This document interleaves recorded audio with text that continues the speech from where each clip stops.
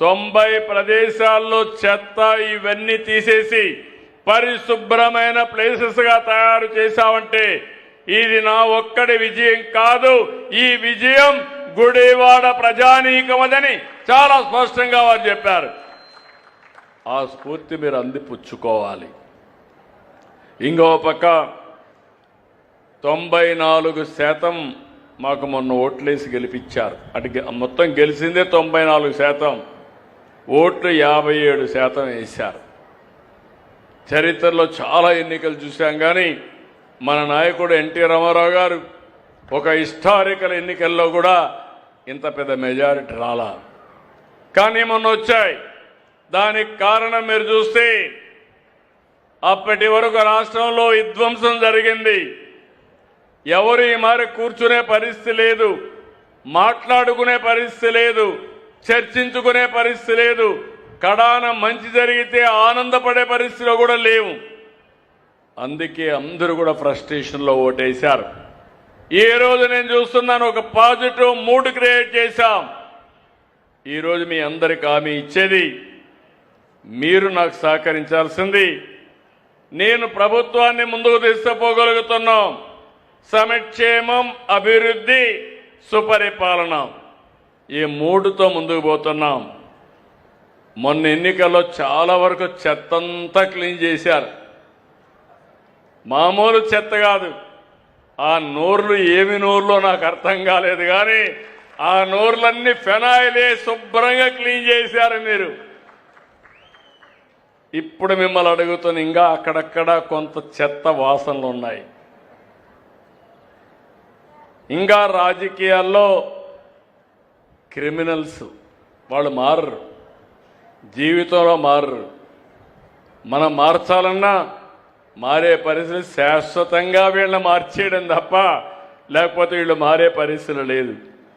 కుట్రలు, కుతంత్రాలు, ఇంకో పక్క సోషల్ మీడియాలో ఆడబిడ్డల పైన పోస్టింగ్స్ పెట్టి మొన్న సాక్షాత్తు డిప్యూటీ సీఎం కుటుంబం పైన పెడితే అడిగితే ఇది మా స్వేచ్ఛ, మా ఇష్టం అనే పరిస్థితికి వచ్చారు. అలాంటి వారికి రాజకీయ పార్టీలు డబ్బులు ఇచ్చే పరిస్థితికి వస్తున్నాయి. నేను ఎప్పుడు కూడా పౌరుషంగా మాట్లాడను, కానీ ఒక్క విషయం మీరు గుర్తుపెట్టుకోవాలి, ప్రజల్ని కాపాడాలనేటప్పుడు నా ప్రాణాలు కూడా లెక్క పెట్టుకోకుండా పనిచేసిన వ్యక్తిని నేను. నాకెవ్వరితో గొడవలు లేవు, తగాదాలు లేవు, కానీ ప్రజల యొక్క జీవితాలకు ఆటంకాలు కల్పించి మీ జీవితాలతో ఆడుకోవాలంటే స్టబన్గా ఉండడం తప్ప వేరే మార్గం లేదు. ఒకప్పుడు తీవ్రవాదులు మీరు చేసే తప్పని చెప్పాను, నా మీదనే దాడి చేశారు. 23 క్లేమోర్ మైన్స్ని బ్లాస్ట్ చేశారు. సాక్షాత్తు వెంకటేశ్వర స్వామి దిగి వచ్చి నాకు ప్రాణభిక్ష పెట్టాడు తప్ప లేకపోతే నేను బతికేవాడిని కాదు. ఇంకో పక్క మత విద్వేషాలు రెచ్చగొట్టే వాళ్ళపైన రాజీ లేని పోరాటం చేశాను. చిన్న పెద్ద రౌడీలుంటే, వీధి రౌడీలుంటే వాళ్ళ గుండెల్లో రైళ్లు పరిగెత్తిచ్చా. వేరే రాష్ట్రాలకు పారిపోయారు, ముఠాలు అణిచివేశాం. కానీ ఇప్పుడు వచ్చింది నాకు పెద్ద సమస్య, ఈ గొడ్డలి పార్టీ మామూలుగా అది. ఈ పార్టీని చూస్తే నిన్న ఒక ఉదాహరణ, ఇలాంటి ప్రతిరోజు జరుగుతూనే ఉన్నాయి. ఒక అతను మాజీ మంత్రి, శ్రీకాకుళం, ఒక యాక్సిడెంట్ కొడుకు చేశాడు. ఏం చేయాలి, కొడుకు యాక్సిడెంట్ చేశాడు, ఒక ఆయన చనిపోయాడు. చాలా పేద కుటుంబం, గొర్రెల కాపరి, వెనుకబడిన వర్గాలు. చనిపోతే ఏం చేయాలి, ఆయన్ని ఆ కుటుంబాన్ని ఆదుకోవడం, హాస్పిటల్ తీసుకుపోవడం ఇవి చేయాలి.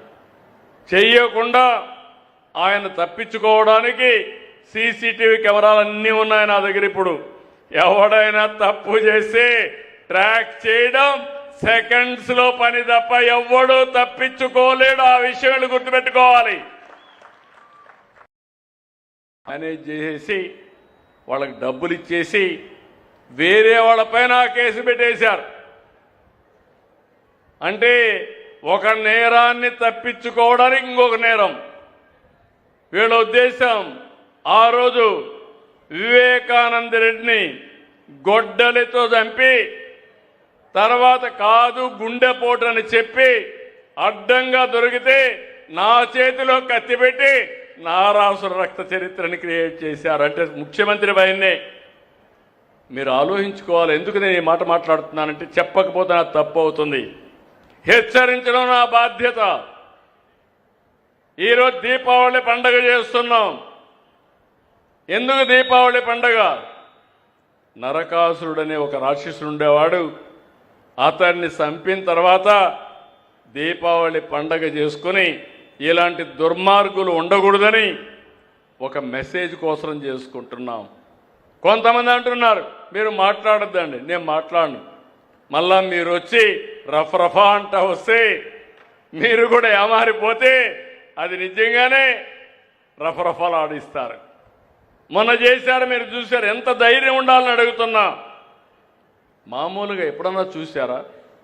పోస్టర్స్కి కటౌట్లకి పొట్టేళ్లు తెగలేసి దాన్ని తీసిపోయి రక్తాన్ని చల్లే పరిస్థితికి వచ్చారంటే ఏంటిది?